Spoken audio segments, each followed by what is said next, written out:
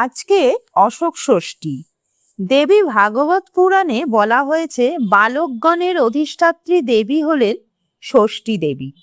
মা ষষ্ঠী ভগবতীর একটি রূপ। যিনি দুর্গা তিনিই ষষ্ঠী। ষষ্ঠী দেবীর বাহন মার্জার অর্থাৎ বিড়াল। ষষ্ঠী দেবীর হস্তে বর মুদ্রা থাকে ও কোলে শিশু থাকে।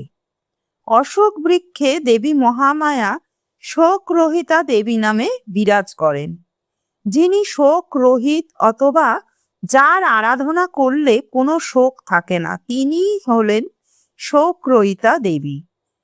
মা দুর্গা। মা দুর্গা নবপত্রিকায় অশোক গাছ থাকে।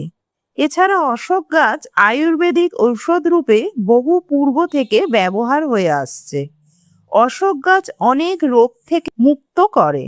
বাসন্তী ষষ্ঠী তিথিতে অনেক সন্তানবতী মায়েরা অশোকের 6টি ফুলের কুঁড়ি দই দিয়ে খান। একে অশোক ষষ্ঠী বলা হয়ে থাকে।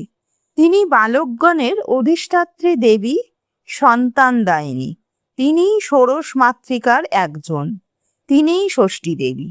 মনুর পুত্র রাজা প্রিয়ব্রতর হাত ধরেই ভুলোকে মা ষষ্ঠীর পূজা প্রথম আরম্ভ হয়।